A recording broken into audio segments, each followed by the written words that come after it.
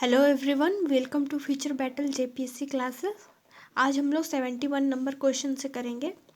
तो आज का हमारा क्वेश्चन है पहला, when does the solar eclipse take place? Option A is when the sun is between the moon and earth, when the earth is in between the moon and sun, C is when the moon is between the sun and earth, and D is when the moon does not lie on the line joining the sun and earth.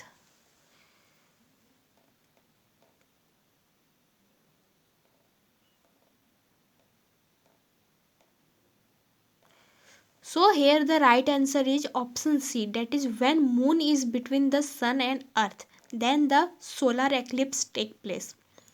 72 number question, where among these places sun will rise the earliest? New York, Hong Kong, New Delhi or Tokyo?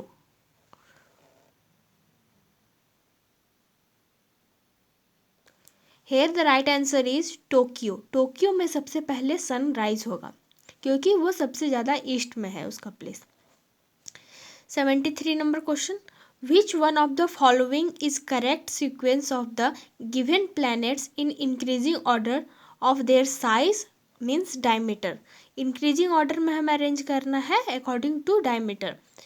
Option A is Mars, Venus, Earth, Mercury and Uranus. Option B is Mercury, Mars, Venus, Earth and Uranus. Option C is Mercury, Mars, Venus, Uranus and then Earth. Option D is Venus, Mercury, Mars, Earth and Uranus.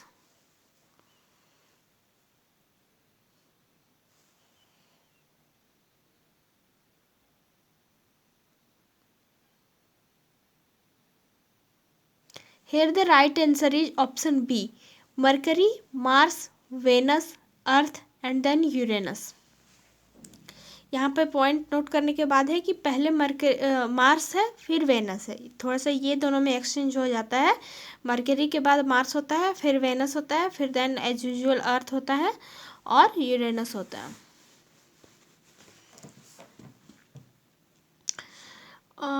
74 number question, sun appears red in color at sunrise and sunset due to option A is the fact that sun emits only red color at that time.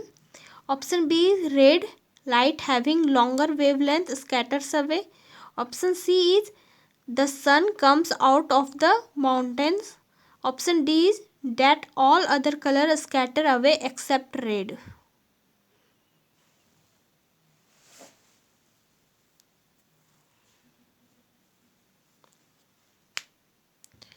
Here the right answer is option number D, that is that all other colors scatter away except red. Red जो है उसके अलावा सारा other colour जो है हमारा scatter हो जाता है, जिसकी वजह से ओनली रेड कलर हमारी आई तक पहुंचता है और इसी वजह से हमें वो विजिबल होता है। 75 number question, the tides in the sea are primary due to option A atmospheric effect of the earth, option B is gravitational effect of Venus and earth, option C is gravitational of the sun on the earth, option D is gravitational effect of moon on the earth.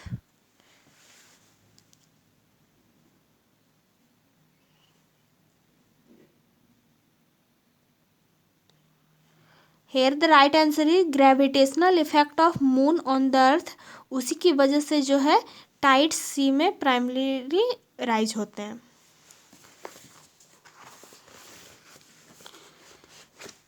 76 number question, even after the sunset the air near the earth's surface continue to receive heat due to A is insolation, B is terrestrial radiation, C is conduction, D is convection.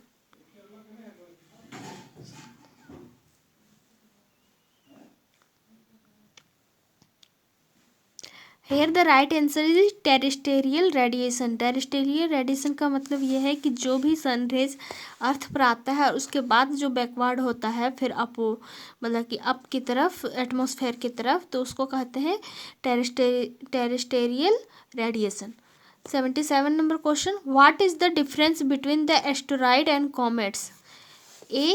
Asteroids are small rocky plains, twists, while comets are formed of frozen gases held together by a rocky and metallic material.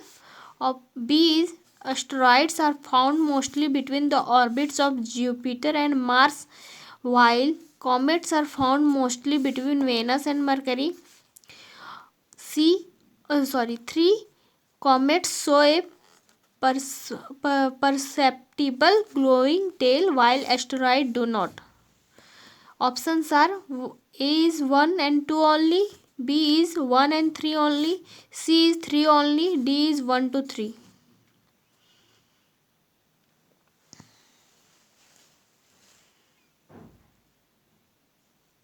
Here the right answer is B. हमारा ये 2 number नहीं होगा सही, क्योंकि comets जो है वो कभी भी वेनस और मरकरी के बीच में नहीं होते हैं, वो अपना ही एक अलग रोटेशनल पाथ जो है वो फॉलो करते हैं। 78 satellites used for telecommunication rely are kept in geostationary orbit. Telecommunication का जो सैटेलाइट जिसकी वजह से प्रोवाइड होता है वो जियो स्टेशनरी ऑर्बिट में पुट किया जाता है। A satellite is said to be in such orbit when. Geostationary orbit किसको कहते हैं? The orbit is geosynchronous, the orbit is circular, the orbit lies in the plane of the earth's equator, the orbit is an altitude of 22,236 kilometre. Answer options are A 1 2 3 only, B 1 3 4 only, C 2 and 4 only, D 1 2 3 4 only.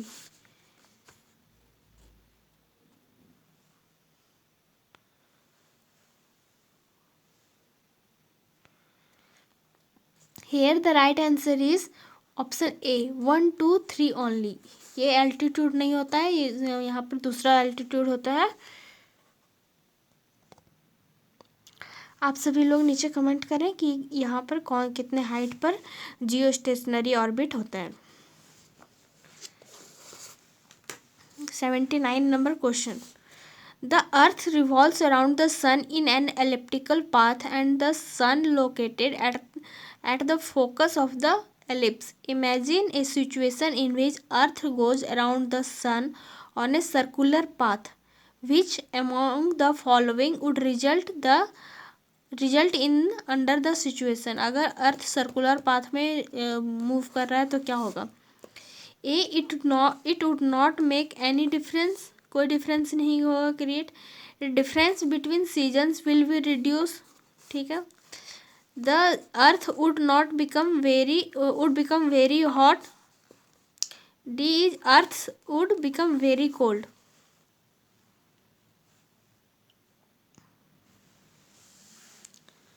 तो here यहाँ होगा difference between season will be reduce, seasons के बीच का जो distance होगा वो reduce हो जाएगा अगर हमारा अर्थ का ऑर्बिट एलिप्टिकल से चेंज होकर सर्कुलर पाथ में चेंज हो जाता है। तो 80 number question, which one of the following statement with regard to the winter solstice is correct? A is the South Pole experiences 24 hours of darkness. B is it occurs on June 21. C is North Pole experiences 24 hours of darkness. D is sun is at aphelion.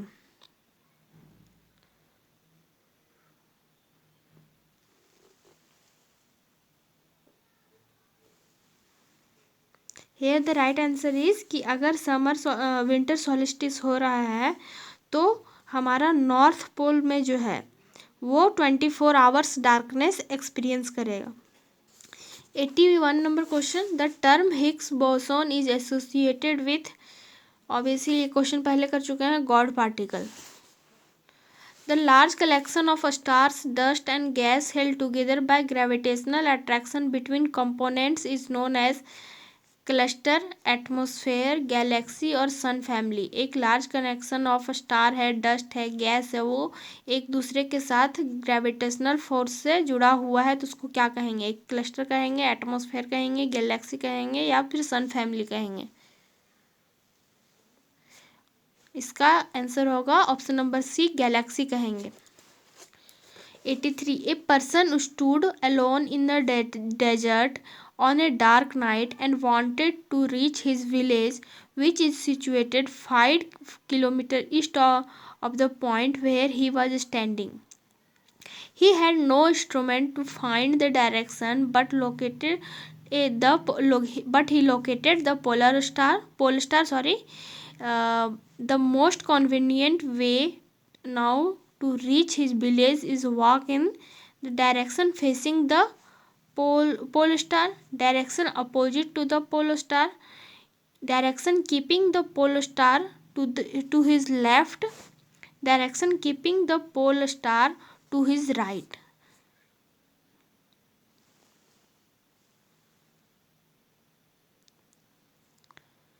तो यहाँ पे answer होगा हमारा option number C, direction keeping the pole star to his left. North के right side में हमारा east होता है, तो उसका विलेज अगर ईस्ट में हमारा लोकेटेड है, उसे ईस्ट में जाना है अगर, तो उसको अपनी लेफ्ट साइड में हमेशा पोलर स्टार को रखना पड़ेगा।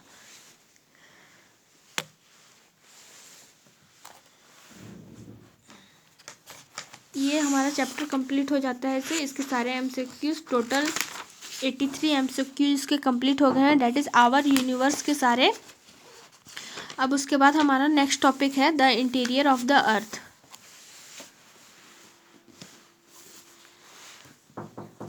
Second is interior of the अर्थ। उसका फर्स्ट क्वेश्चन है हमारा, which one among the following is not a minor planet. पहले कौन सा जो है हमारा माइनर प्लेट नहीं है? A is Nazca, B is Arabia, C is Philippines, D is Antarctica.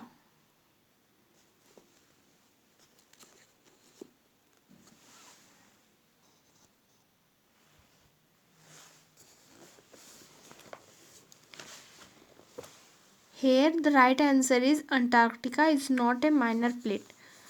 Question number 2 is, it is reported that there is an ongoing decrease in the pH value of the ocean water because of global warming. It happens due to larger uptake of CO2 by ocean water, lesser uptake of CO2 by ocean water, C is larger uptake of atmospheric nitrogen by oceanic water, D is lesser uptake of atmospheric nitrogen by ocean water.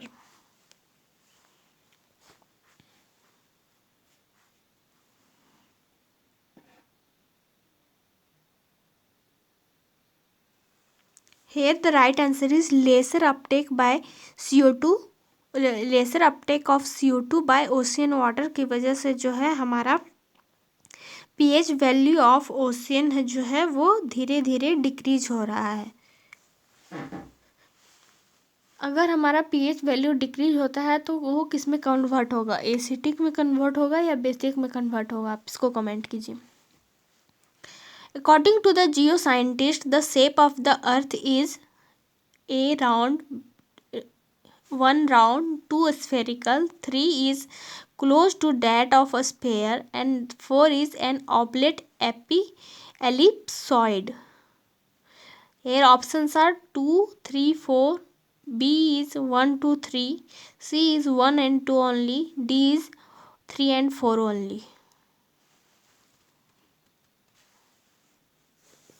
हमारा shape of earth क्या है according to Jio scientist? एक और word बोला जाता है shape of earth के लिए, उसे जियोइड। हमारा शेप ऑफ अर्थ क्या है? जियोइड। लेकिन यहाँ पे ऑप्शन में जियोइड नहीं है, यहाँ ऑप्शन में है हमारा round, spherical, close to that of a sphere, and 4 is an oblate ellipsoid. Here the right answer is option number D, that is 3 and 4, that is close to the to that of sphere. Sphere के close में है लेकिन full spherical नहीं है. And 4 is an oblate ellipsoid. 4 is which of the following elements are found in the highest and the lowest quantity respectively in the crust of the earth. Crust of the अर्थ में कौन सा चीज़ highest पाया जाता है and lowest quantity में पाया जाता है? Oxygen and silicon, calcium and sodium, sodium and magnesium, और ऑक्सीजन एंड मैग्नीशियम.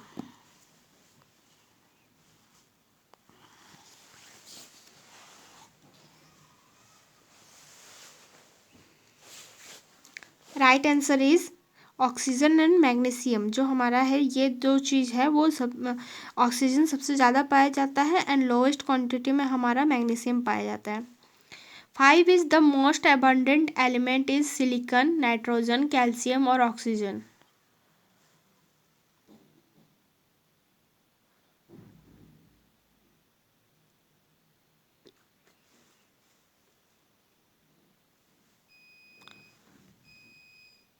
इसको हम लोग थोड़ा देर बाद देखते हैं. मेरे ख्याल से इसका आंसर गलत दिया हुआ है. यहाँ पे नाइट्रोजन होगा या फिर नाइट्रोजन होना चाहिए, लेकिन ऑप्शन में यहाँ पे ऑक्सीजन दिया हुआ है. इसको मैं रिपीट कर दूंगी कल के क्लास में.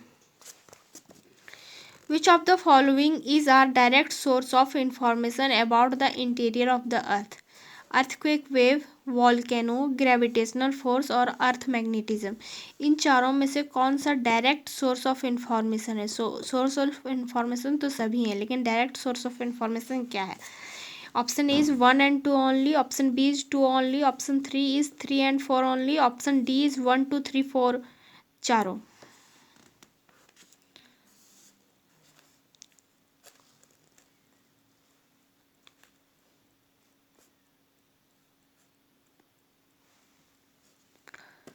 तो हमारा है 1 and 2 only, that is option number A. Earthquake wave and volcano जो है हमारा डायरेक्ट सोर्स ऑफ इंफॉर्मेशन में आता है. ग्रेविटेशनल फोर्स इनडायरेक्ट सोर्स में आएगा एंड अर्थ मैग्नेटिज्म भी जो है वो इनडायरेक्ट सोर्स में आएगा. What is the correct sequence of the following layers of the earth as one moves from the surface to the interior? अगर सरफेस से इंटीरियर में मूव कर रहा है तो करेक्ट सीक्वेंस क्या होगा? Mantle, crust and core. इसका सिंपल है, सबसे पहले क्रस्ट होगा, फिर मेंटल होगा, फिर कोर होगा.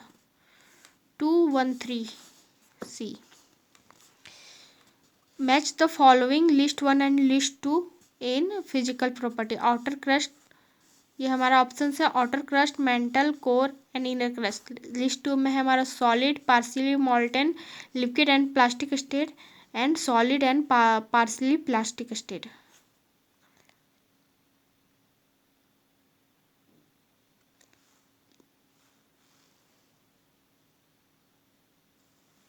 तो हमारा आउटर क्रस्ट जो है वो ऑब्वियसली सॉलिड स्टेट में है. मेंटल जो है हमारा वो, अपर मेंटल जो है वो हमारा सॉलिड स्टेट में, पार्शली प्लास्टिक स्टेट में है एंड उसके बाद जो है हमारा वो सॉलिड स्टेट में है. फिर कोर जो हो जाएगा हमारा सी नंबर, वो हमारा है लिक्विड एंड प्लास्टिक स्टेट में. ये भी हमारा लिक्विड एंड प्लास्टिक स्टेट में है. और इनर क्रस्ट जो है वो हमारा पार्शली मोल्टेन स्टेट में है. तो फिर से मैं रिपीट कर दे रही हूँ. आउटर क्रस्ट जो है हमारा वो सॉलिड स्टेट में है. इनर क्रस्ट जो है वो हमारा पार्शली मोल्टेन स्टेट में है. मेंटल हो जाएगा, उसके बाद ये थोड़ा सा सॉलिड स्टेट में है, फिर पार्शली प्लास्टिक स्टेट में है, मोल्टेन नहीं प्लास्टिक स्टेट में है. ठीक है. कोर जो है हमारा लिक्विड स्टेट में है और प्लास्टिक स्टेट में है.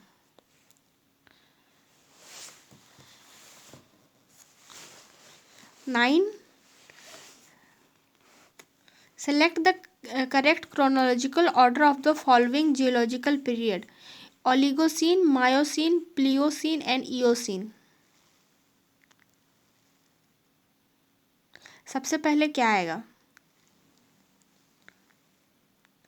तो सबसे पहले हमारा आएगा प्लियोसीन होता है सबसे पहले, उसके बाद हमारा मायोसीन आता है, उसके बाद हमारा ओलिगोसीन आता है और सबसे लास्ट में हमारा इयोसीन आता है। ये जियोलॉजिकल पीरियड क्रोनोलॉजिकल ऑर्डर है जियोलॉजिकल पीरियड्स का।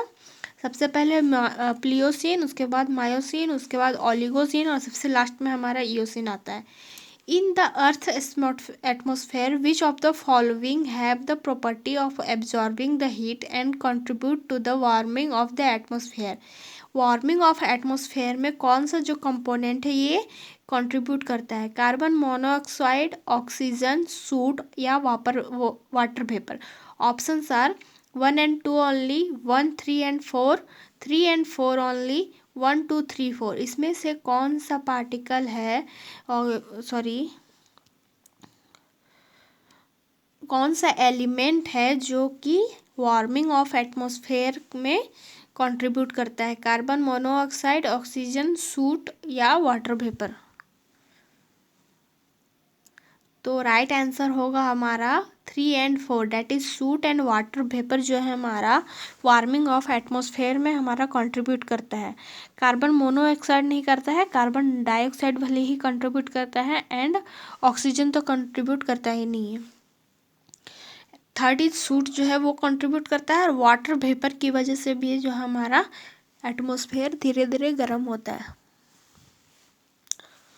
ठीक है, आज की क्लास में यहीं तक रहने देते हैं। टोटल हमारा कितना क्वेश्चन हो गया? 23 क्वेश्चन आज हो गया। अब नेक्स्ट क्लास में हम लोग आगे करेंगे। Thank you.